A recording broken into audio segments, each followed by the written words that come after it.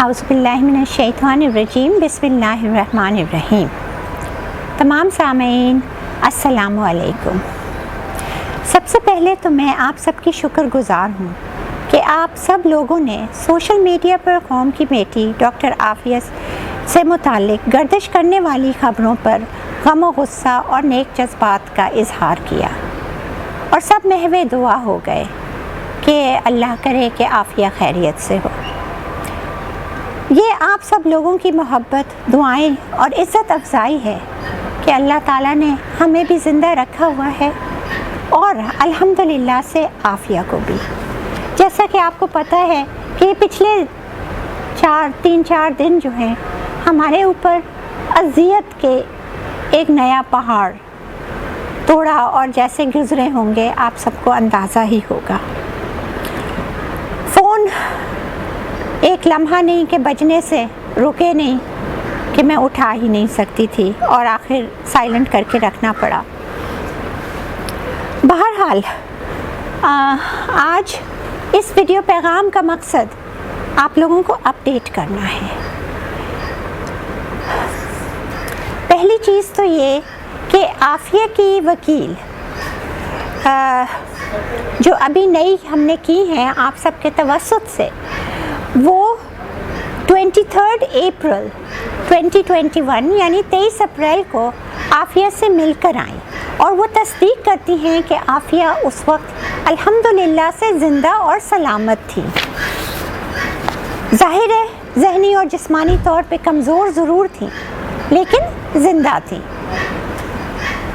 دوسری چیز یہ کہ جب بھی اس قسم کی خبر آپ سنیں عافیہ کے متعلق، تو آپ خود سوچیں کہ ایسی کوئی خبر ہوگی تو وہ خبر سب سے پہلے لواحقین کو دی جاتی ہے، اور اگر لواحقین کی طرف سے کوئی خبر نہیں آ رہی تو وہ کیسے صحیح ہو سکتی ہے؟ تو آپ فوراً تصدیق کریں، اور تصدیق کرنے کے لیے میری آپ سب سے گزارش ہے کہ آپ عافیہ موومنٹ کے آفیشیل فیس بک پر جائیں، اور یہ میں دوبارہ آپ کو دکھاؤں گی۔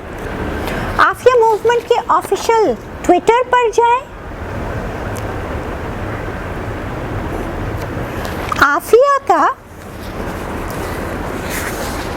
سب سے پہلے جب ہم نے اس خبر کا سنا تو ہم اس ویب سائٹ پر گئے۔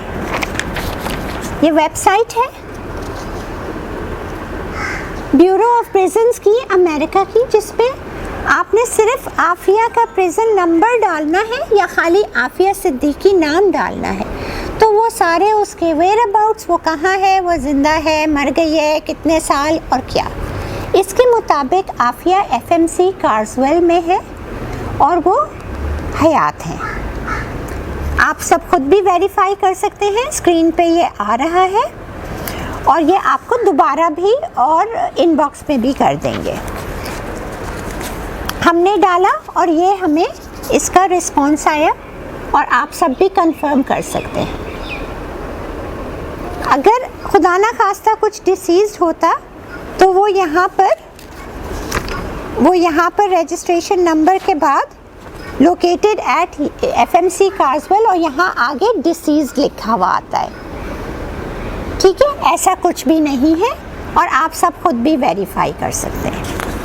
دوسری ویریفیکیشن کا جو ہے وہ ہم وارڈن کار ہیں جو عافیہ جس جیل میں ہے FMC کارزویل، اس کے وارڈن ہیں۔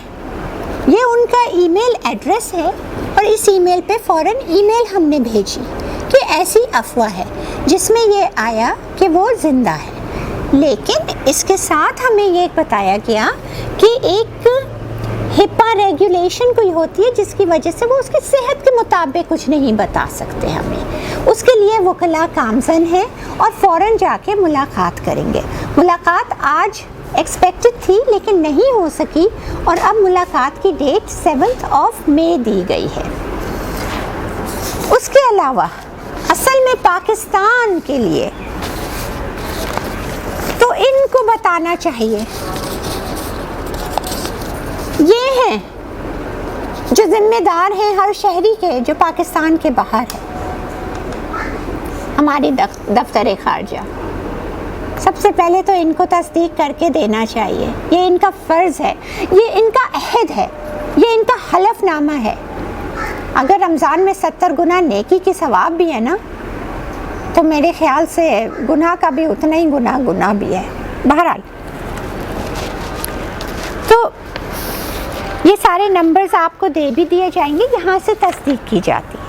اس کے علاوہ ابھی مجھے ابھی اطلاع ملی ہے وکیل کی جانب سے کہ جیل کے کاؤنسلر سے بات ہوئی ہے اس کی, اور عافیہ وہ بھی تصدیق کرتے ہیں کہ عافیہ حیات ہے.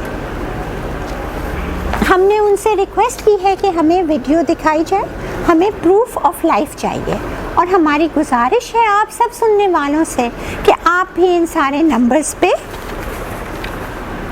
رجوع کریں. جہاں تک رہا ہمارے وزارت خارجہ کا, جن کا یہ فرض ہے کہ وہ عافیہ کی خیر و عافیت بتاتے, جن کے لیے ہم عدالتوں کے سر پیٹ رہے ہیں, جن کے لیے ہماری عدالتیں آرڈرز دے چکی ہیں کہ ہر ہفتے خیریت معلوم کر کے بتائیں. کنٹیمپٹ در کنٹیمپٹ ان کو, لیکن مست ہیں بہاروں میں اپنی یہ غم کا فسانہ کیا جانے. لیکن میں یہ کہتی ہوں کہ اب پاکستانی قوم کو خواب غفلت سے جاگ جانا چاہیے کہ ہماری فارن آفس پاکستانی کسی بھی شہری یا سٹیزن کی خیر خواہ ہے.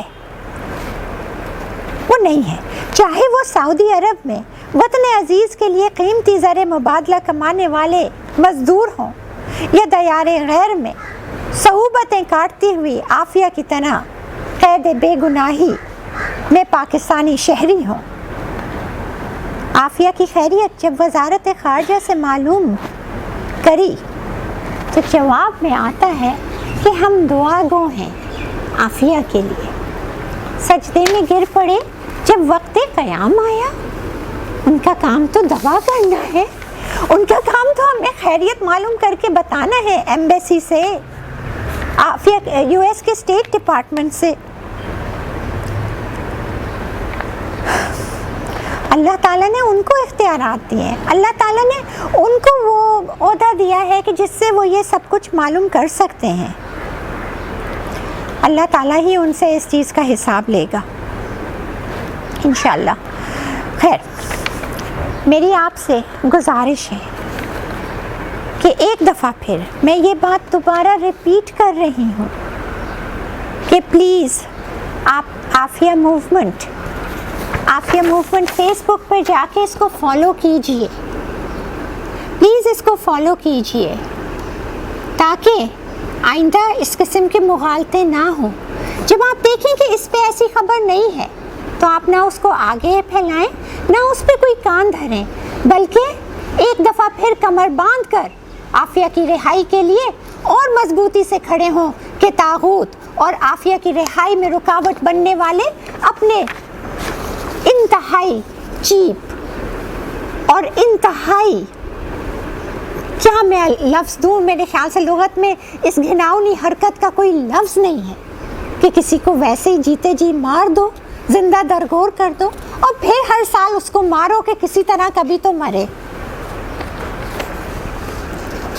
پلیز آپ ٹویٹر پہ جا کر دیکھیں, آپ فالو کیجئے, آپ اس کو اپنی نوٹیفیکیشنز میں ڈال لیجئے. اگر اس پہ تصدیق نہیں ہے تو وہ بات صحیح نہیں ہے. پلیز ان دونوں کو نوٹ کر لیجئے, اور پلیز ابھی جائیے. جتنے لاکھوں لوگوں نے مجھے میسیجز کی ہیں, اگر یہ لاکھوں یہاں پہ ایک فالو کر لیں تو ان کو فوراً جواب مل جاتا. وہ جواب میں تو نہیں دے سکتی تھی, لیکن یہاں پہ 24 گھنٹے عافیہ موومنٹ کے رضاکار اور ہم سب اس کو اپڈیٹ کر رہے ہوتے ہیں.